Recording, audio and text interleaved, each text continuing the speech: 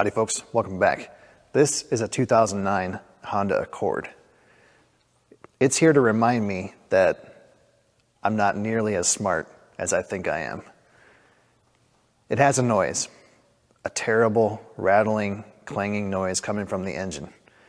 It sounds a bit like someone took two skeletons, put them in a metal trash can, and then forced them to fight to the death. Which I imagine is difficult because skeletons are generally already dead. Anyway, this thing sounds like it's coming apart.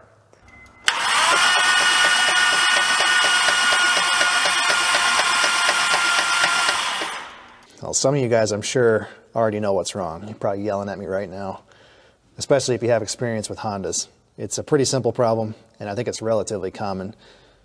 Unfortunately, I don't have a lot of experience with Hondas, and I kind of missed the forest for the trees in my initial diagnosis. So let me tell you what I know, and we'll see if you guys can figure it out. The engine runs. The check engine light is not on. It has no code stored in the PCM. The problem happened suddenly. The engine was not overheated. It doesn't have a misfire. It has good compression on all 6 cylinders. The noise is definitely in the valve train. It's also definitely on bank 1, so it's one of the 3 cylinders in the rear. To diagnose this, I pulled the spark plugs out, and I put a borescope down in the cylinder, and then I barred the engine over, and I could see the valves open, and then I could see the valves snap shut, and they made an audible snapping sound when they closed. And I could see it on at least 2 of the cylinders here on bank 1. And I made a mark on the damper every time that I heard the noise, and I ended up with 3 marks. So I know it's affecting all 3 of these cylinders. And my initial thought was that someone overheated it and bent a valve or bent several valves, or gummed up the guides or something, and the valves were just sticking open. And I was pretty convinced of that, to the point that I contacted machine shops and quoted pulling the head and going through and doing a valve job and all that stuff. But then I decided to pull the intake and the valve cover and just have a look. And I pretty quickly found the real problem. All right, are we ready for the answer? So that is the camshaft. I'm going to bar the engine over. So that's the sound. Okay. Now I'm going to back up. So I'm turning the crankshaft, I'm turning the crankshaft, there. I'm going to go back the other way. I'm turning, there the camshaft moves. Go back. So I'm turning the crank, turning the crank, turning the crank, turning the crank, and now the camshaft moves. I'm sure you've all figured it out. I'll tell you what it's not. It's not the valves, it's not the rockers, it's not the valve springs. There's no reason to pull this head off. I don't know for sure, but I would bet dollars to donuts this car has a bad timing belt tensioner. That explains why when we back up the camshaft, or the crankshaft, the camshaft doesn't follow. The tensioner is just collapsing. I would bet the hydraulic part of the tensioner has failed. And I should have figured that out right away. That's it's a fairly common problem on these Hondas. So, we haven't really lost anything. We need to set the valves anyway. Yeah, we might as well start tearing down the front end and do a timing job on this car. I asked the customer if they'd ever changed the timing belt. I got the standard deer in the headlights look. So, 160, maybe 170,000 miles it's got on it. I would imagine it's never been changed. So, yeah, let's get to it. Well, somebody's been in here before. So the little tab's broken off the serpentine belt tensioner. And then, unless my eyes are goofing up, that alternator's not aligned. Like, it's not even close. It's probably on a 5-degree angle. All right, we got the cover off the timing belt. And there's your problem.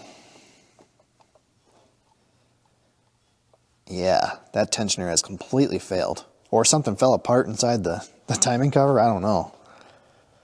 That's pretty bad. I can't believe it didn't jump time. Maybe it has, I don't know. Somebody's replaced this belt though, I'm sure of it. See, they highlighted the marks here and then on the pulley. And that's not a factory belt, at least I don't think so. So either they did something wrong, or the replacement part failed, or something. But yeah, that's the issue. All right, folks. As VCore would say, somebody's been here before. This is a Dayco aftermarket timing belt. It's in pretty good shape. I'd say it hasn't been on there too awful long. It also appears that the idler and the tensioner have also been replaced, and I believe the water pump's been replaced. I'll show you guys that in a minute. Well, these two parts make up the tensioner assembly. This arm gets bolted to the engine, and there's a bushing in here. You tighten it all the way up, and the bushing allows this arm to move back and forth. And then the timing belt pushes it back towards the tensioner, and the tensioner, it works kind of like a suspension strut. Inside here there's a couple big springs, and there's also some pistons and hydraulic fluid. And the spring puts tension on the arm, and then the hydraulic fluid creates kind of a one-way, like a check valve, so that the piston it's easy to pop out, but very difficult to push back in. And what happens is when the engine's running, the camshaft's turning, there are times where the load on the camshaft actually reverses. So let's say it's the lobe's coming over and it pushes down the valve, and then it goes past center. Well, now the valve spring's actually pushing up on that lobe, and it causes the camshaft to kind of jerk forward and reverse the load. And that happens, I don't know what, 1.5 times per revolution or whatever. So this thing's getting the constant cyclical load back and forth. And when this tensioner is working correctly, the hydraulic fluid prevents that cyclical load from collapsing the piston. But what's happened to this tensioner is the seals have failed and all the fluid has leaked out. And now it's just the spring. And the spring is, I guess, not strong enough to actually hold the timing belt tight. It's only strong enough to preload the piston so that the piston can hold it tight. I don't know if that makes sense. I should not be able to collapse it by hand. So that's the problem. It's actually worn a hole in the arm because it's been banging around like this. Now, part of the noise that we heard when we were barring the engine over was the valves snapping shut, but part of it probably was also this tensioner banging against the arm, banging against the hydraulic tensioner. So yeah, I should have caught that right away. That was, I don't know what I was thinking. Yeah, when you hear hoofbeats, you gotta think horses, not unicorns. I did go ahead and pull the alternator out. The bolt on the bottom was very loose. And unfortunately, if you guys will be able to see it, it's actually worn into the bracket there on the back side. See if I can get my finger in here. That side right there. So even if you tighten the bolt up, the alternator still sits on a little bit of an angle. And there's no good way to fix that. I can't really put a washer or anything in there because moving the alternator over to the side is just as bad as having it on an angle. So we wouldn't really be helping it too much. The water pump, I believe, has also been replaced. The dead giveaway is the shower caulking there that they put on it. You know, those have an O-ring seal. They don't need any kind of RTV or sealant on them. So the kit that I ordered has a new water pump. We're going to go ahead and replace that again. I don't know what that one is or anything about it. We're just going to start over from scratch. Well, they must have used a whole Dayco timing belt set. This is a GMB pump made in Japan. These are good pumps. That's what comes with the Dayco kit. It looks fine, other than the window caulking they put on it. And I'm assuming they did that just because this O-ring likes to pop out. What I do is just pack them with grease. I use some Sil Glide, and that'll hold it in there no problem.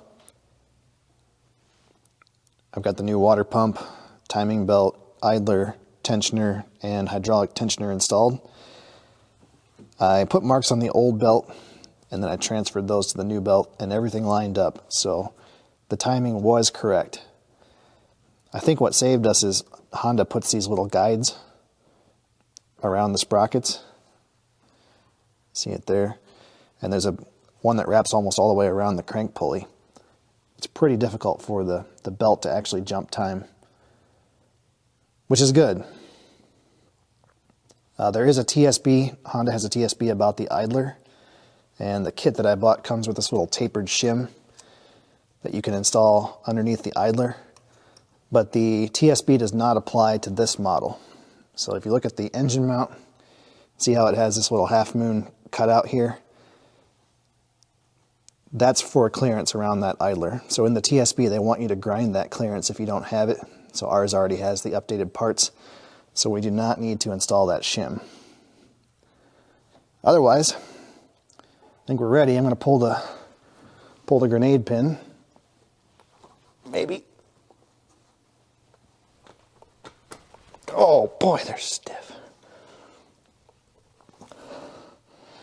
Oh, gotta get some pliers on that, I guess. All right, guys, we're making progress. Got the covers back on the timing belt. Power steering pumps in. Alternators back in. And I just went through and set the valves.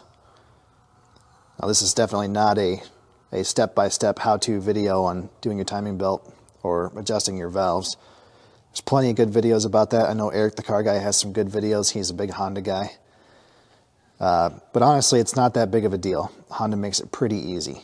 All you got to do is pop this plug out of the front timing belt cover, and the cam pulley has 6 marks. They're labeled 1 through 6.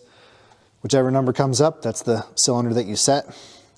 1, 2, 3 in the back, 4, 5, 6 in the front.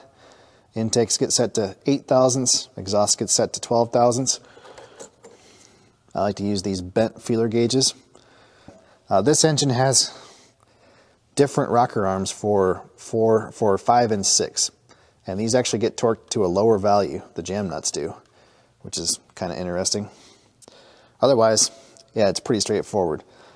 So I'm just getting ready to put the valve covers back on. I got everything cleaned up. Going to use new valve cover gaskets. This is the front valve cover. It's in pretty good shape. The rear one, it's pretty badly corroded here where the spark plug wells come through.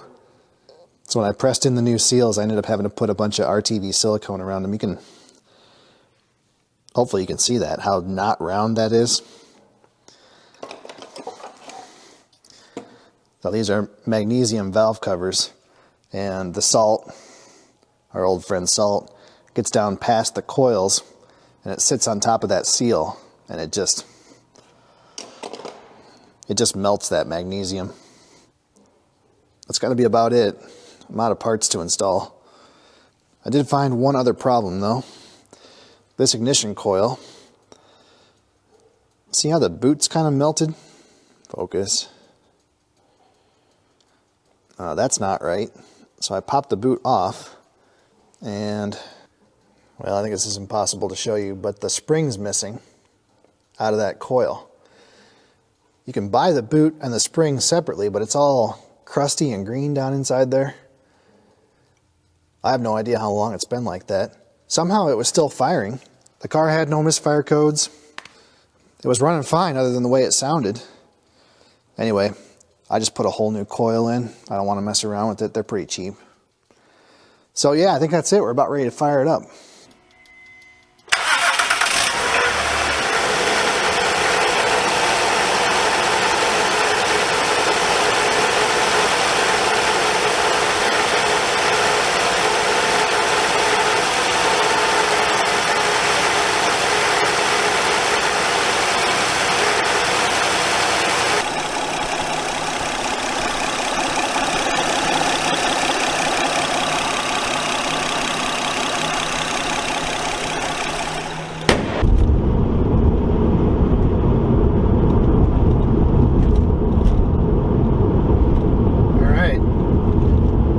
Runs good, drives good.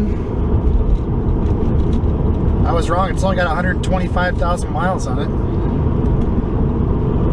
So that's kind of weird. I don't know. No codes. I think we got it. Eventually. All right, folks. We're done. Yeah, I just talked to the customer. I still don't have a complete story for you guys. I really don't know what happened to this car. She told me that they took it to Colorado a year ago, and it was super cold out there. The car wouldn't start. They took it to a little shop, someplace that was open on a Sunday, and they replaced the battery, the alternator, and the serpentine belt. But she didn't know anything about the timing belt. Nobody knows when that was replaced or who did the work or what happened there. So, yeah, I don't know. I really don't. Whoever did the timing belt job, they did it correctly. They got the timing right. And, I've used those Dayco kits before. Everybody sells those. Advance Auto, CarQuest, I think O'Reilly sells those maybe. And I've used plenty of those kits and never had a problem. So, yeah, I think it's just one of those things. I guess I should have known, right off the hop that it was a bad tensioner. I haven't personally seen a timing belt tensioner fail on a Honda. I mean, I know it's an issue, or I knew it was an issue, I hadn't seen one personally, so kind of tripped me up. Yeah, I guess that's it. It's not a bad job, replacing a timing belt. Anybody could do it. I would not suggest making a video about it though, unless you want to hate your life, because Jesus Christ himself could not make a timing belt video that would make everybody happy. People in the comments, they just go crazy. I've done a couple of them, and you cannot please them. They want you to pull the cam pulleys off. They want new seals on the cams, new front main seal, all OEM parts, the whole works. And yeah, in an ideal world, it would be great to do all that work and only use OEM parts, especially timing belts and tensioners. But, 95% of the time when I give the option to a customer to use an aftermarket part or an OEM part that costs more than twice as much, they're going for the cheaper option. And your choice as a mechanic or a shop owner or whatever at that point is to either fix the car the way the customer wants or walk away from the job. And I normally don't want to walk away from the job, so we fix it the way they want. And you take your chances. Sometimes you get a bad tensioner. But all is well that ends well. And yeah, we're back on the road. Car's fixed. It's leaking quite a bit of oil, I think, from the cam solenoid towers. Honda has a TSB about that, how to reseal those. So maybe someday we'll do that. Yeah, but for right now, that's it. Thanks guys for watching. I'll see you next time.